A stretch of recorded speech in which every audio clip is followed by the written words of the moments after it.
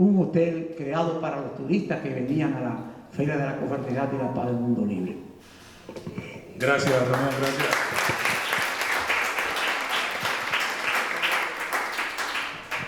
Miren, nosotros le vamos a hacer este conversatorio por 24 horas, porque hablar de la dictadura de Trujillo, Ramón, nos costaría eso. Son tantas cosas.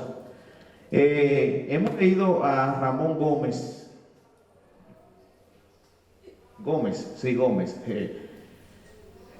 Trujillo visto por un psiquiatra, José Gómez. Y ahí hubo cosas que se nos engrifó el pellejo, como decimos, nos puso la piel de gallina. Por ejemplo, él como psiquiatra comienza a hacer un análisis sobre Trujillo, sobre la característica que heredó de su abuela y la característica de sus hermanos. Y nos habla de aquel hermano Aníbal que se creía el rey Arturo. Entonces, yo quiero que el expositor nos corrobore con esa parte y esa valoración de Trujillo visto por un psiquiatra sobre algunas cosas de su niñez que él pasó desde la pobreza, desde grandes humillaciones. Bueno, ya él y yo hablamos sobre bastidores y él me decía que no existía una clase élite cuando Trujillo, no existía la burguesía. Pero sí existían personas que eran apoderados en ese entonces, que podían llamarles burgueses, y que Trujillo fue humillado por ellos, y luego, como nosotros decimos en los barrios, él se la desquitó y que lo humilló también. Entonces José Gómez dice que él venía con cierto trauma y llegó con cierto trauma al Estado, y él lo manifestó luego hasta llegar a lo que decía el estudiante. Entonces yo quiero que el expositor nos dé esa valoración de la niñez y que nos mencionaba también desde una pandemia que pasó y que él quedó vivo de eso. Y José Gómez también lo presenta de tanto trabajo que Trujillo pasó desde su familia. Dicen algunos que él tenía cierto complejo de ladrón, de violador. Son mitos. A ver de qué forma. El asunto es interesante, de un psiquiatra. Como es natural, no tenemos formación psiquiátrica. La primera información seria que aparece, no seria, porque después se averiguan muchas cosas, pero la primera información que se tiene de que en San Cristóbal había un niño llamado Trujillo, llamado Rafael Leónidas, aparece en el periódico El Listín Diario.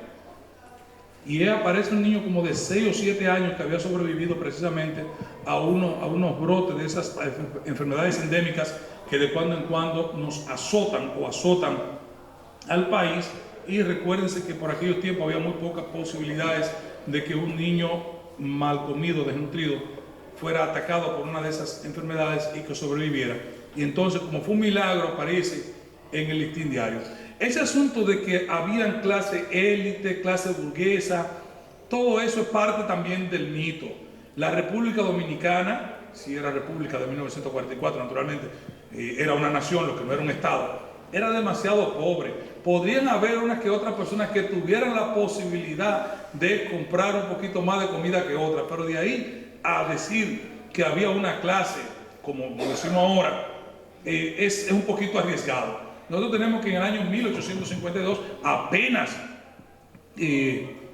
declarada independencia, 44, 52, 8 años, se funda la fábrica de ron en Santiago, de los Bermúdez. Pero ¿qué producía los Bermúdez? Un chin de ron, porque eso se lo bebían los guardias de la época. O sea, éramos una sociedad demasiado pobre. Dice Eugenio María de Hostos, citado por Juan Bosch en su obra Composición Social Dominicana, que Hostos coge un camino de la capital para el Cibao como de 10 días, y dice que caminaba leguas, muchas leguas, a veces día entero, y no encontraba una sola alma, y a veces encontraba uno que otra persona desnudo de la cintura hacia arriba, y lo que llamaban ciudades no eran más que caseríos con casuchas de yaguas. Entonces, en una condición así es muy arriesgado hablar de burguesía, hablar de clase élite. Sí, Trujillo tuvo muchas dificultades desde siempre, como todo mundo, y a lo mejor tuvo mucho trauma, eso es posible, pero eso entra dentro del plano.